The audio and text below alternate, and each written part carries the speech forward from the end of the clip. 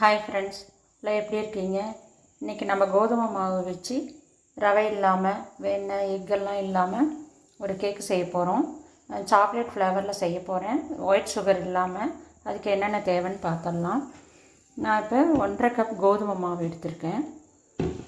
250 ml 1.5 cup கோதுமை மாவு எடுத்திருக்கேன். 1.5 கப் காய்ச்சி ஆற வச்ச பால் எடுத்து வச்சுருக்கேன்.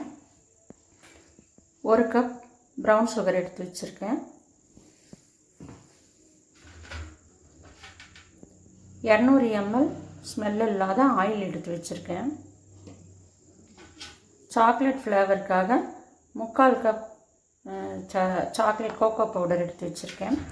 தேவையான ப்ளம்ஸு முந்திரி நட்ஸ் எடுத்து வச்சுருக்கேன்.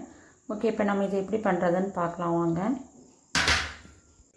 ஃப்ரெண்ட்ஸ். இப்போ நம்ம எப்படி இதை மிக்ஸ் பண்ணுறதுன்னு பார்க்கலாம். ஃபஸ்ட்டு பாலை ஊற்றிக்கலாம். ஒரு பவுலில் மிக்சிங் பவுலில் பாலை ஊற்றிக்கலாம். ஊற்றிக்கிட்டு அது கூட நாட்டு சர்க்கரை கலந்துக்கலாம். கலந்து நல்லா விஸ்க் வச்சு நல்லா மிக்ஸ் பண்ணிக்கலாம். நல்லா இந்த ப்ரௌன் சுகர் கரைஞ்சி வர வரைக்கும் நல்லா இதை கலக்கிக்கலாம். நல்லா விடாமல் கலக்கி விட்டு இருக்கலாம். நல்லா கரைஞ்சிருச்சு. நல்லா கலக்கி விட்டுட்டேன். இப்போ வந்து இந்த ஆயிலையும் இதோட போட்டுக்கலாம். ஆயில் போட்டு நல்லா இப்போ அடித்து விடலாம். விஸ்க் வச்சு நல்லா மிக்ஸ் பண்ணிக்கலாம். நம்ம அப்போ தான் நல்லா அந்த சுகர் வந்து நல்லா கரைஞ்சி வரும்.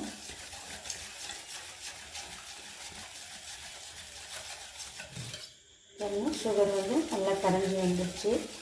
ஏற்கனவே கோதுமை மாவு நல்லா ஜலிச்சு வச்சுருக்கேன்.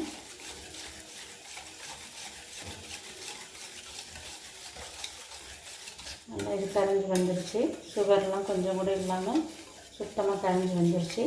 இப்போ இதை நம்ம கோதுமை மாவில் ஊற்றி மிக்ஸ் பண்ணிக்கலாம்.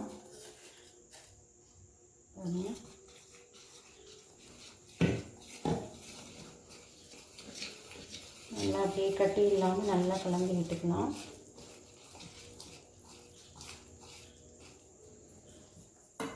அது பூராத்தையும் ஊற்றிடுறேன்.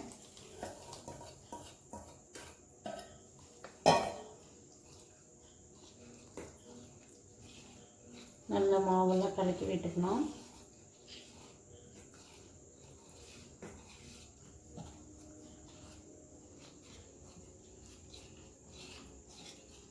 நல்லா விடாமல் அப்படியே கலக்கி விட்டுக்கலாம். இது நல்லா கலக்கி வந்துடுச்சு. இப்போ நான் வந்து இந்த சாக்லேட் ஃப்ளேவர் கோகோ பவுடர் போடுறேன். இதையும் போட்டு இப்போ நல்லா வச்சு கலக்கிக்கலாம். ஸ்மெல்லே சூப்பராக இருக்குது.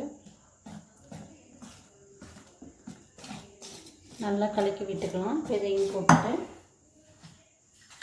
இது கூடவே பேக்கிங் பவுடர் 1/2 டீஸ்பூன், ஆப்ப சோடா ஒரு 1/2 ஸ்பூன் அதையும் போட்டுக்கலாம். போட்டுட்டு இப்போ எல்லாம் நல்லா மிக்ஸ் பண்ணி வச்சுக்கலாம். நல்லா மிக்ஸ் பண்ணி விட்டுட்டு நான் இது கூட வந்து உள்ளார கொஞ்சம் ப்ளம்ஸ் வந்து உள்ளேயும் கொஞ்சம் போடுறேன். நான் மேலே மட்டும் போடாமல் நட்ஸும் ப்ளம்ஸும் வந்து கொஞ்சம் உள்ளேயும் போடுற மாதிரி இருக்க மாதிரி நான் இதில் கூட மிக்ஸ் பண்ணுறேன். ஏன்னா அப்போ தான் உள் மாவுலலாம் கொஞ்சம் நல்லாயிருக்கும் சாப்பிடும்போது. அது பல்ல கடிப்பிடும்போது நல்லாயிருக்கும் சாப்பிட்றதுக்கு. நல்லா கலக்கி விட்டுக்கலாம். இப்போ எல்லாம் நல்லா கலக்கி வந்துருச்சு. நல்லா கலக்கிட்டேன். இப்போ நான் ஒரு கேக் பாக்ஸில் பாருங்கள் இது பேப்பர் போட்டிருக்கேன். பேப்பரு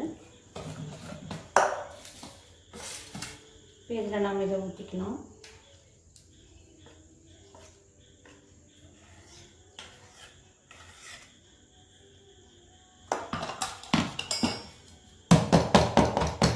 மாவு ஊற்றிட்டு நம்ம நல்லா இது பண்ணிக்கலாம். பண்ணிவிட்டு இப்போ இதுக்கு மேலேயும் நான் கொஞ்சம் போடுறேன். பார்க்குறதுக்கு கொஞ்சம் நல்லா சுவாவாக இருக்கும். சாக்லேட் ஃப்ளேவர் நல்லாயிருக்கு. நல்லா ஸ்மெல் மிக்ஸ் பண்ணும்போதே ரொம்ப நல்லாயிருக்கு. இப்போ இது ஹீட் ஆகிடுச்சு. நம்ம இப்போ இதில் வச்சிடலாம். பேக் பண்ணி வச்சிடலாம். இப்போ போட்டுடலாம்.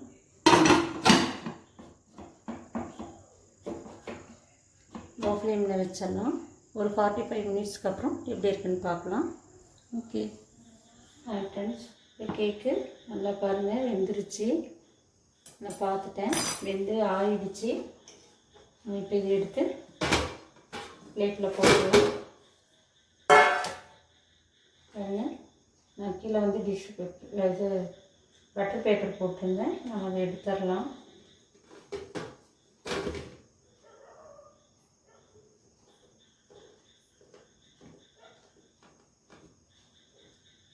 நல்லா சாஃப்டாக, இவ்வளோ சாஃப்டாக வந்திருக்கு பாருங்கள். சாக்லேட் கேக்கு நட்ஸ் எல்லாம் போட்டு இந்த பேப்பர் இப்போ எடுத்துடலாம்.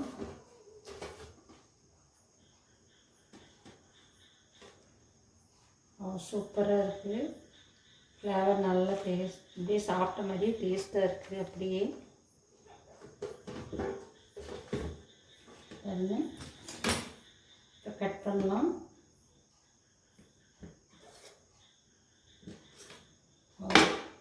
சூப்பராக இருக்குது, நல்லா சாஃப்டாக இருக்குது பாருங்கள். உள்ள நட்ஸ் எல்லாம் போட்டு எப்படி இருக்குன்னு டேஸ்ட் பார்த்துடலாம். செம்ம டேஸ்ட்டாக இருக்குது கேக்கு. நீங்களும் ட்ரை பண்ணுங்கள். நம்ம ஒயிட் சுகர்லாம் போடாமல் ப்ரௌன் சுகர் போட்டு பண்ணியிருக்கோம். ஹெல்த்தியானதும் கூட, நிறைய நட்ஸ் எல்லாம் போட்டு பண்ணியிருக்கேன். நல்லா டேஸ்ட்டாக இருக்குது. நீங்கள் ட்ரை பண்ணுங்கள். நம்ம நெக்ஸ்ட் வீடியோவில் பார்க்கலாம்.